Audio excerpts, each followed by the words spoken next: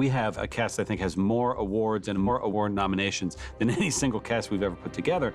And the fact that they're all willing to suit up, to step into this very trippy world with us is a testament to both our director, Scott Derrickson, and the source material that it comes from. It's utterly inspiring, the cast of this film. To be able to play off Tilda Swinton, Mads Mikkelsen, Rachel McAdams, and Chiwetel, it's really fantastic. I think Marvel, they're always casting rocking people, to be honest. To be part of the Marvel Universe is really exciting. You get to work with the best of the best in the world. Where are you going? Greenwich Village, and the quickest way back there is through a dimensional gateway that I open up in the mop closet. Rachel plays Dr. Christine Palmer, and we knew we needed to cast someone that could go toe-to-toe with Stephen Strange. I have a very strict rule against dating colleagues. Oh, really? I call it the Strange policy. Oh, well, good. I'm glad something's named after me. An actress that could show, via the way she sees him, the better man that he could be. And that takes an actress of incredible skill and incredible weight. I don't understand what's happening. I read a few of the comics. Scott, the director, pointed me towards The Oath. In particular, he thought that would be the most helpful for my character. There's definitely a pressure to get close to people's impression of what the character is. I think I'm fortunate in that she's kind of an amalgamation of a few women in the comics and Scott's own invention. For me, it was just sort of interesting to get to know where my character might, who knows, be headed. Open your eye. One of the biggest challenges, casting-wise, was the Ancient One. The Ancient One is a kind of a cliche by now. You know, the idea of the wizened old man on the hill. I don't know that I've ever seen a version where the Ancient One's been not an ancient Tibetan man. Thank you, Ancient One, for seeing me. You're very welcome. And yet, the Ancient One is so critical to the Doctor Strange mythology, you have to have the Ancient One. Teach me. No. When you start to think about ethereal and enigmatic and ancient and warm and intelligent, Tilda Swinton just popped right to the top of our minds. And to her credit, she was down. She understood what we were going for, how it could be different, what she could bring to a role like this. She said, yeah, I'm in. Let's flip this on its head and try to come at it from a new way. I'm generally of the belief that gender is in the eye of the beholder, and it's of less importance to the person being beheld than the person looking, very often. And this is a case in which that's true. We didn't want to pin it down to any specific Buddhism, specific gender. We wanted to free it up from any previous interpretation. Well, heroes like the Avengers protect the world from physical dangers. We sorcerers safeguarded against more mystical threats. Benedict Wong, I've made a few films with now, and I'm always very thrilled to see Benedict. Mr. Strange. Stephen, please. And you are? Wow. Wow. It's weird having two Benedicts on a movie. That's rare. Just Wong? Like Adele? We knew we needed an actor who had that intellect and who had knowledge burning inside him. You felt like wherever he walked, he was carrying the history of this entire place with him. During the 60s, Wong came across like a manservant sidekick. With our version, you know, we're happily updating this for a modern audience. No one steps foot in this sanctum. No one. You're looking for Kamataj.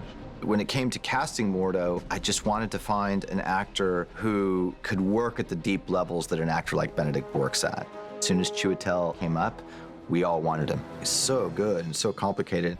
I think the way that he is constructed is somebody who's very loyal, very engaged, very powerful, and is a great defender of ideas. And that's something that's great to play, especially when some of those things get challenged by an outsider. He's gone. Even Strange has left and surrendered to his power. In the comics, Mordo is to Doctor Strange what Moriarty is to Sherlock Holmes, the highly skilled, equal adversary. He has tremendous capabilities as a sorcerer. Fight like your life depended on it! Along with the qualities that draw him into evil. Because one day, it may. What I told Chiwetel was that I needed him to help me construct the character in such a way that we're not writing a villain. We're writing a character who does what he believes is right. I cannot defeat them alone. There's love and affection and respect there amongst these two men who would ultimately be warriors. You still think there will be no consequences, Strange? No price to pay? But in one of the greatest Marvel storylines of all time, Mordo betrays Strange. There's a fall. The bill comes due. I will follow this path no longer. And watching that fall is really heartbreaking and really fun to bring to the screen. Master Caecilius, that ritual will bring you only sorrow. Mads Mikkelsen is also in the film. I feel like he's so different in everything that he does that he has a way of very subtly creating completely different internal universes for the characters that he plays.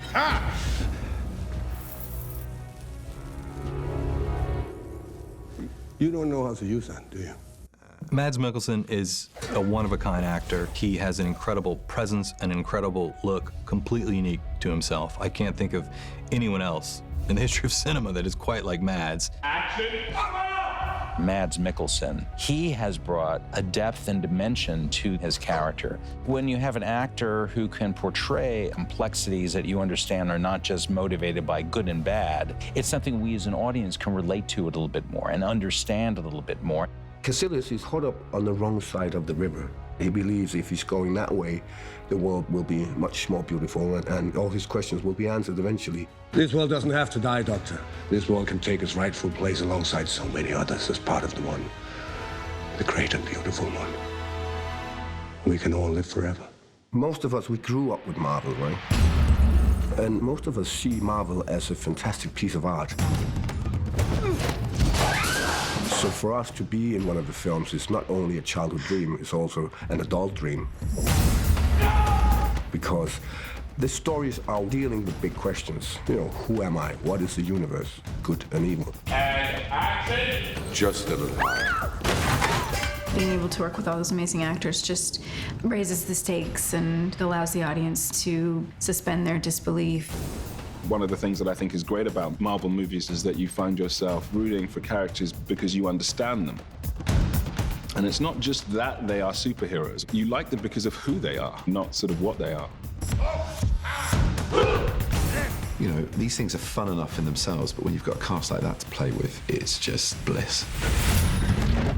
I think we're lucky to be the next band on the roster, and we're also psyched to be a part of it.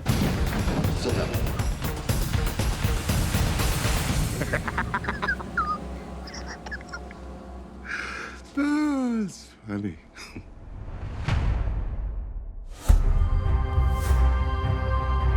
Doctor Strange is a movie we've wanted to make for a long time. It's been in the back of our minds really since Iron Man 1. So when we finally did say, we're making this movie, let's find the right filmmaker for it, there was a lot of people that came a-knocking. And so I ended up meeting a lot of people and a lot of talented people and a lot of great things to say. And Scott was among them, and he came after this with a passion and an excitement that we want to see in the filmmakers that we hire. Scott Derrickson has a great body of work, and like Joan Anthony Russo, like Joss Whedon, like Jon Favreau, like Kenneth Branagh, the best of the filmmakers we've worked with haven't necessarily done a film like the one we're asking them to do now, but they have done enough that they've shown they're incredibly talented. They have unique visions and a love of film and a love of pushing the boundaries of what a movie can be.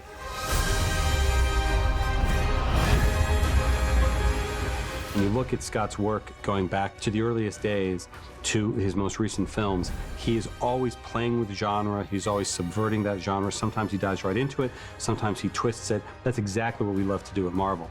He was the guy to lead us through this journey of Doctor Strange.